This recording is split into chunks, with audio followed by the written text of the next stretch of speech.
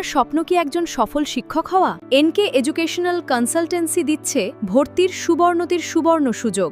ত্রিপুরা সরকারের অবসরপ্রাপ্ত শিক্ষক দ্বারা পরিচালিত এই সার্বিক গাইডেন্স পাবেন। আজকে আমাদের সাংবাদিক সম্মেলন, দুটি যৌথ মঞ্চের সাংবাদিক সম্মেলন, joint action rehabilitation committee JRC এবং জয়েন্ট অ্যাকশন কমিটি JSC নেতৃবৃন্দ আমাদের সামনে উপস্থিত আছেন।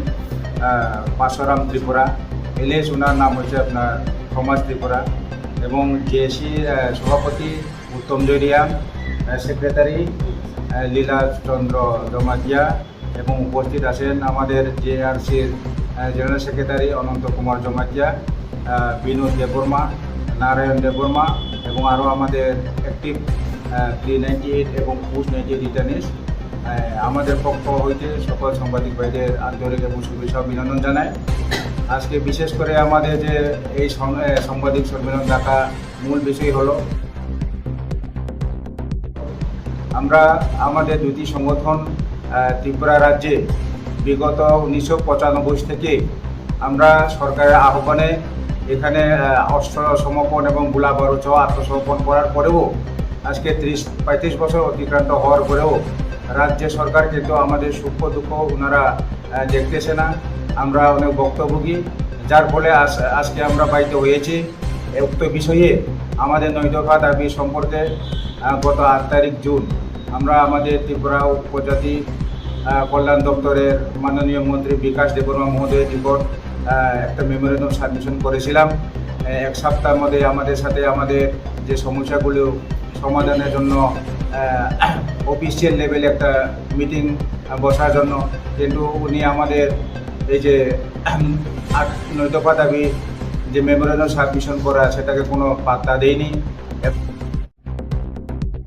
এবং গতকালকেও আমরা এই বিষয়টিকে নিয়ে আমাদের উপজাতি কল্যাণ দপ্তরের অধিকর্তা সুভাষিস দাস গোর্খা বস্তিতে আমরাও গিয়েছিলাম, কিন্তু উনি আমাদেরকে কোনো ছাড়া দেয়নি।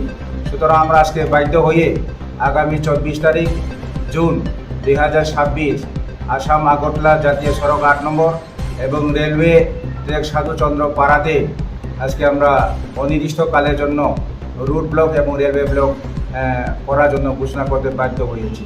আপনারা সকলেই জানেন যে বিভিন্ন সময়ে রাজ্য সরকার আমাদের সাথে তালবাহনা করে চলছে যে আমাদের 9টি দফা দাবি সেটা খুব কঠিন দাবি নয়, যে ত্রিপুরা রাজ্যে যেভাবে জনসাধারণকে দেওয়া আছে এইসব দাবি। এই জন্য আমরা বলছি রাজ্য সরকারকে দ্রুত আমাদের যে আত্মসমর্পণকারীদের সমস্যাগুলো সমাধান করার জন্য। এর পূর্বে আমরা বহুবার তাদের সাথে সাক্ষাৎ করেছি, তাদের কোয়ার্টার মিনিস্টার কোয়ার্টারে গিয়ে আমরা আলোচনা করছি, ওনার সরকারি অফিসে আমরা আলোচনা করছি, কিন্তু আমাদের সমস্যার জন্য কোনো কর্ণপাত করছে না। যার ফলে সরকারের আমলা এবং সরকার মহোদয় তাদের গাফিলতির কারণে আজকে আমরা ত্রিপুরা রাজ্যে এই যে 2টি সংগঠন বুড়ি সংগঠন একত্রিত হয়ে আজকে আমরা অনির্দিষ্টকালের জন্য রেলওয়ে এবং ন্যাশনাল হাইওয়ে রুট ব্লক করার জন্য আমরা ঘোষণা করতে যাচ্ছি। এর জন্য আমাদের এখানে সারা ত্রিপুরা যে বৃহত্তম সংগঠন, আমরা একসময় আমাদের ADTF, NLFT, BNCT, TTYF এবং TTYF এই ধরনের সংগঠন আছে। একসময় ত্রিপুরা যে এমন পরিস্থিতি ছিল, ত্রিপুরা যে শান্তি বজিয়ে রাখার জন্য আজকে এই আত্মসমর্পণকারীদেরকে আহ্বান করা হয়েছে সরকার তরফ থেকে। সেই আহ্বানকে আমরা সাড়া দিয়ে আজকে আমরা বিভিন্ন সেন্ট্রাল ফোর্সেস, বিশেষ করে CRPF, আসাম রাইফেল, TSR এবং বিধায়কের নিকট SDM, BDO বিভিন্ন জায়গাতে 1 জন করে 2 জন করে 10 জন এবং দলগতভাবে আমরা কিন্তু অস্ত্রসহ সমর্পণ করেছিলাম। করার পরেও কিন্তু আমাদের জন্য কোনো প্যাকেজ ঘোষণা করা হয়নি, যার কারণে আমরা জায়গা জমিন থেকে আরম্ভ করে আমাদের ছেলে মেয়ে শিক্ষা থেকে বিভিন্ন থেকে আমরা আজকে বঞ্চিত।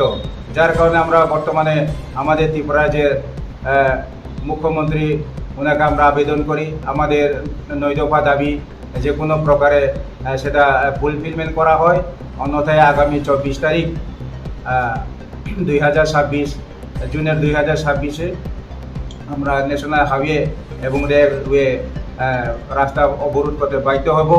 এই অবরোধ হলে আমরা জানি সকল অংশের মানুষ সাধারণ জনগণ থেকে শিক্ষক কর্মচারী থেকে আরম্ভ করে ছাত্র রোগী বিভিন্ন সমস্যার সৃষ্টি হয়।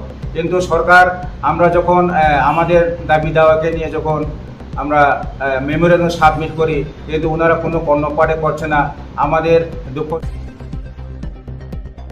সুখ প্রতি কোনো সহানুভূতি নেই, যার ফলে আজকে আমরা বাধ্য হয়ে এই সাংবাদিক সম্মেলনের মাধ্যমে সকল ত্রিপুরাবাসীকে আমরা জানিয়ে দিতে চাই, আগামী 24 তারিখ জুন 2026-এ আমাদের যে ন্যাশনাল হাইওয়ে 8 নম্বর এবং রেলওয়ে আপনার ব্রিগুদাসবাড়ি আথুকোটাং এলাকাতে আমরা অবরোধ বসতে বাধ্য হইব। আমাদের সারা ত্রিপুরা রাজ্যে বৃহত্তর দুটি সংগঠনের অনেক আত্মসমর্পণকারী রয়েছে এবং যার মধ্যে কিছু আমাদের আত্মসমর্পণকারী বিভিন্ন শারীরিক অসুস্থ হয়ে মারা গিয়েছেন।